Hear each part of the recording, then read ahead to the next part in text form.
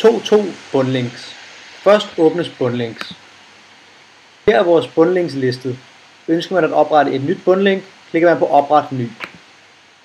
Det nyoprettede bundlink kommer frem med et givet ID-nummer, navn, hvilken rækkefølge det skal rangeres efter, om det er aktivt eller inaktivt, om man ønsker at rette i det, eller om det ønskes slettes. Vi går ind og retter i det. Her kan man give sit bundlink en titel, og man kan bestemme hvilket link bundlinket skal linke ind til. Vi klikker på hent sidelink. Her har vi vores link listet. Vi vælger et tilfældigt link og link ind til.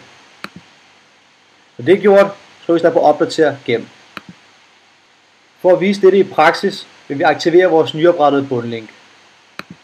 Når det er gjort, så åbner vi websitet og opdaterer siden. Og så kører vi ned, og vi kan se, at vores nyoprettede bundlink er aktivt. Vi klikker, rører vi ind på den side, som vi har linket til. Mobilers.dk, også med de 2 L'er.